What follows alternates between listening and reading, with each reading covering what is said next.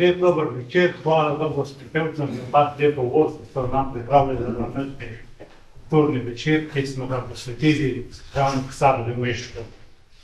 Meško je bil od nekaj med najbolj branimi slovenskimi pisarji. Imel je izreden vpliv zlasti na mlade rod. Do danes samo pregleda njegove spise in prekristuje tisoče strani, ki jih je napisal, skoraj ne more verjeti, da je mogel en sam človek toliko ustvariti. Kar je najboljšega in najizrazitejšega je danes zbrano v 5 knjigah njegovega zbranega dela. Letos obeležujemo 150. obletnico njegovega rojstva in 60. obletnico njegove smrti. Zato je nocojšnji literarni večer posvečen njemu, da se mu vsaj malo, na zelo skromen način odložimo do vse, kar je dal svojemu narodu. Odlomek iz uvoda v 6. zvezek Mladim srcem.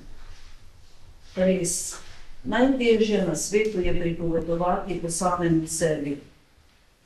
Drugim jasno vidim obraz, vidim njihove oči, ki so ali mirne ali iščoče vdaljavo, vidim njihov prisrčni razigrani smeh, njihov plemeniti nedolžni nasmeh.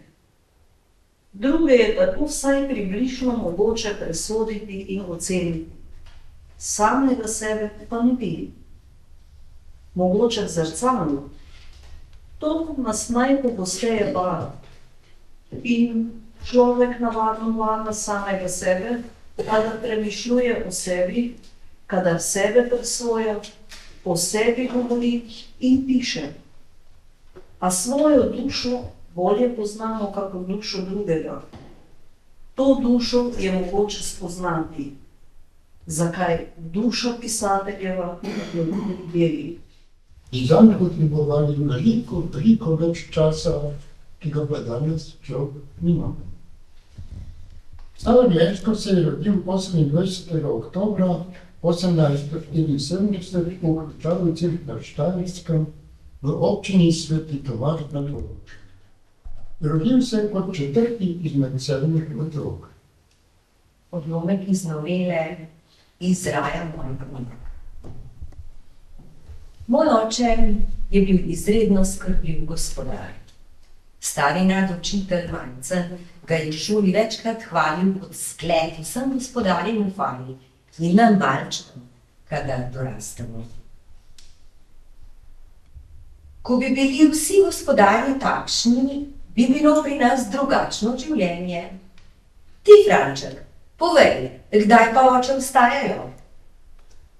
Ob 4, mislim, da že, sem odgovarjal neodločno, ker nisem vedel, kdaj je že dan in kdaj oče vstane. A ob 4 se mi je zdelo silno zgodaj. Ne bodi nor ob 4. Zadnjice peljem ob 4 zjutraj na mimo v Ormož in so že orali. Kdaj so pa krmili, pa? Pa pač prej, ne ob 4. Jaz ne vem.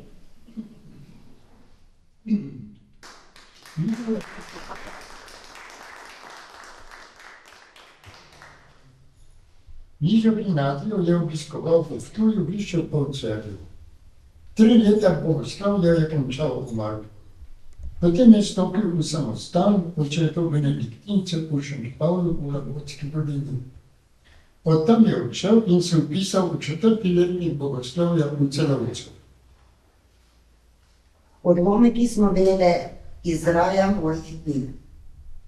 V 4. letniku bogoslovja v Celovcu sem imel sošolca Tirolca, zdaj je že mrtev. Šleger se je pisal. Bil je blag fant, tedaj že duhovnik. Kupil si je slovensko slovnico in se vso njemu učil slovenščine. Ves navdušen je bil nad našo govorico. Večkrat me je prosil: ti govori z menoj samo slovenski. Kadar bom dovolj zdrav, bom govoril tudi jaz samo slovenski. Tako mehak in sladek je vaš jezik. Sladka godba so bile take besede mojim ušesom in mojemu srcu tem slajše, ker jih je izgovoril tujec, Nemec. Blagoslovljena bodi sveta dediščina materina, sladka slovenska beseda.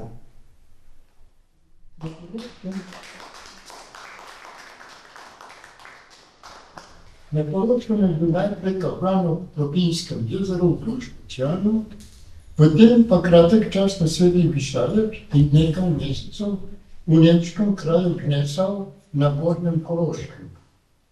5 let je potem preživel kot župnik v Šentalinu nad Pregoljami. Tu je marsikaj napisal, tudi prve črtice za mladinsko zbirko Mladim srcem.